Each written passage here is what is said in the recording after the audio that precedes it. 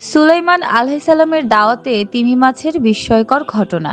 সুলাইমান আলাইহিসসালাম সারা পৃথিবীর সকল প্রাণীকে একবেলা খাবার খাওয়ানোর জন্য দাওয়াত দিলেন। অতঃপর তিনি এমন এক দৃশ্য দেখলেন যা দেখে তিনি নিজেই অজ্ঞান হয়ে পড়ে গেলেন।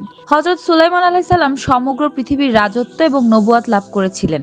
মানব, দানব, সমুদ্রের মাছ থেকে শুরু করে তিনি আকাশের পক্ষীকুল, পাহাড়, পর্বত, বাতাস সকল কিছুর উপরে তিনি রাজত্ব করেছিলেন। আল্লাহর দেয়া এই নিয়ামতের উপর ভিত্তি করে তিনি একদিন পুরো বিশ্বজাহানের সকল প্রাণীকে দাওয়াত দিয়ে খাওয়ানোর জন্য মন স্থির করলেন এবং বললেন, হে মহান প্রভু, আমি তোমার সৃষ্ট জীবকে একবেলা খাওয়াতে চাই। তোমার আদেশ পেলে আমি তাদেরকে খাওয়াতে পারবো। আল্লাহ তাআলা তখন সুলাইমান আলাইহিস সালামের ফরিয়াদের কথা শুনে তাকে বললেন, হে সুলাইমান, তুমি আমার প্রিয় বান্দা। আমি তোমাকে সকল কিছুর উপর নিয়ন্ত্রণ দিয়েছি, কিন্তু পুরো বিশ্বজাহানের সকল জীবকে একবেলা তুমি সুষ্ঠুভাবে খাওয়াতে পারবে না, কারণ আমার সৃষ্টি জীবের সংখ্যা অনেক। তাদেরকে আমি বিভিন্ন ব্যবস্থার মাধ্যমে খাবার দিয়ে থাকি, কিন্তু তুমি তা দিতে পারবে না। হযরত সুলাইমান আলাইহিসসালাম আল্লাহর কাছে আবদার করে বসলেন, হে প্রভু, তোমার যদি সম্মতি থাকে তাহলে আমি নিশ্চয়ই পারবো। তুমি আমাকে এত ক্ষমতা দিয়েছো, আমি তা ব্যবহার করে তোমার সৃষ্ট জীবকে একবেলা খাওয়াতে চাই। আল্লাহ তাআলা তার দোয়া মঞ্জুর করলেন। তারপর আয়োজন শুরু করে দিলেন। বিশ্বজাহানের সকল জিনদের দ্বারা ময়দান পরিষ্কার করতে শুরু করলেন। সাজসজ্জার ব্যবস্থা করলেন। সমুদ্রবাসীদের জন্য সমুদ্রের একাংশ সাজিয়ে গুছিয়ে রেডি করলেন। যারা জমিনেই বসবাস করে তাদের জন্য জমির একাংশ রেডি করলেন। যারা আকাশে উড়ে বেড়ায় তাদের জন্য আকাশে স্থান নির্ধারণ করলেন। তারপর জিন, বড় বড় প্রাণী এবং মানুষকে নিয়োজিত করলেন খাবার রেডি করার জন্য। মানুষ ও জিনের মধ্যে কয়েক লক্ষ কর্মচারী নিয়োগ দিলেন। পৃথিবীর বিভিন্ন এলাকা থেকে নানান ধরনের খাদ্য এনে সেখানে জমা করা হলো। বিশাল বিশাল পাতিল, বিশাল বিশাল ডেকচি প্রস্তুত করা হলো। বড় বড় দিঘির মতো ৭,০০০-এরও বেশি গামলা রেডি করা হলো। এই অনুষ্ঠানে গরু জবাই করা হলো কয়েক কোটি। আরো বিভিন্ন পশু কয়েক লক্ষ জবাই করা হলো।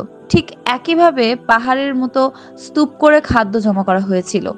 বড় মাঠে দীর্ঘ ৮ মাস প্রস্তুতির পর শুরু হলো রান্না ও খাদ্য তৈরির কাজ।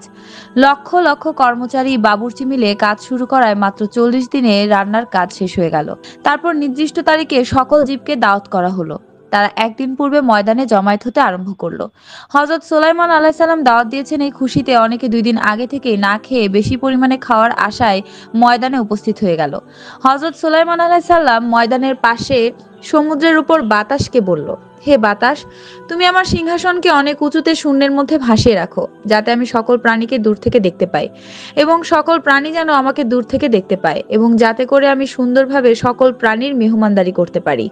বাতাস হযরত সুলাইমান আলাইহিস সালামের কথা মতো সিংহাসন শূন্যে ভাসিয়ে রাখলেন এবং সুলাইমান আলাইহিস সালাম উড়ে গিয়ে সেই সিংহাসনে বসলেন। অতঃপর সর্বপ্রথম মেহমান হিসেবে সমুদ্র থেকে দানবাকৃতির এক তিমি এসে বলল, হে আল্লাহর নবী, আপনার দাওয়াত পেয়ে আমি এখানে এসেছি। প্রতিদিন মহান আল্লাহ সূর্যোদয়ের পূর্বে আমাকে খাবার দিয়ে থাকেন, কিন্তু আজ আল্লাহ আমাকে বলেছেন আমি যেন আপনার মেহমান হয়ে আপনার কাছ থেকে খাবার খাই। অতএব ক্ষুধার খুব যন্ত্রণায় আছি।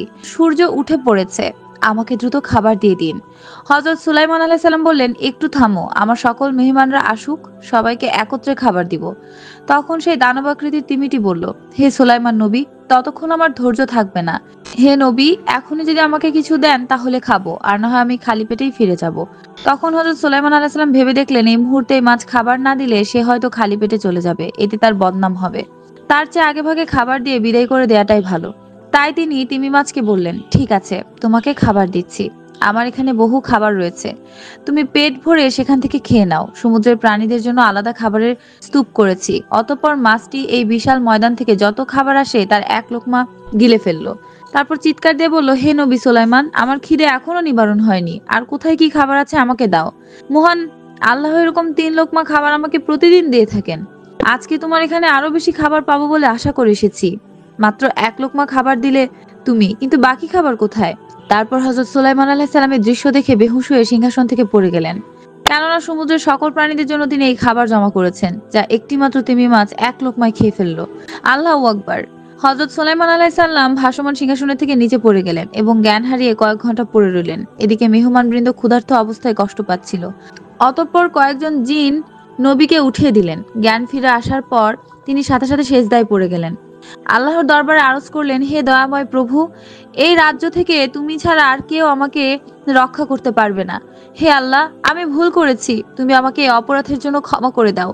নিঃসন্দেহে সকল প্রাণীর একমাত্র রিজিকের মালিক তুমি। আমি এত বড় সাম্রাজ্যের অধিপতি হয়েও, এত খাদ্য সংগ্রহ করেও মাত্র একটি জীবের একবেলা খাবার আমি দিতে পারিনি। হে প্রভু, আমি লজ্জিত, তুমি আমাকে ক্ষমা করে দাও। প্রতিনিয়ত তুমি এমনি ভাবে কোটি কোটি প্রাণীকে খাবার দিয়ে থাকো, একটি প্রাণী অনাহারে মরছে না। অতএব তোমার কুদরত অসীম, যা বোঝার ক্ষমতা আমার নেই। আমার এই অবাঞ্ছিত আশা করা ছিল মহা অন্যায়, যা আমি নিজে আগে থেকে বুঝতে পেরেছি। এখন তুমি আমাকে ক্ষমা না করলে আমি এই সেজদা থেকে মাথা উত্তোলন করব না। তারপর নবীর তওবা আল্লাহ তাআলা কবুল করলেন এবং ক্ষমা প্রদান করলেন। হযরত সুলাইমান আলাইহিস সালাম এই ঘটনার পর জীবনে আর কোনোদিন লজ্জায় আকাশের দিকে তাকাননি। বাকি জীবন তিনি এমনই বিনম্রভাবে কাটিয়েছেন যা নজিরবিহীন। বাকি জীবন তিনি আর রাত্রিতে ঘুমাননি, সারা রাত্রি তিনি ইবাদতের মধ্যে কাটিয়ে দিতেন। ইতিহাস বলে এই ঘটনার পর হযরত সুলাইমান আলাইহিস সালাম এত বেশি নম্র হয়েছেন যে মৃত্যুর আগ পর্যন্ত তিনি কখনো বাদশাহী পর্যন্ত জাহির করেননি। আল্লাহু আকবার।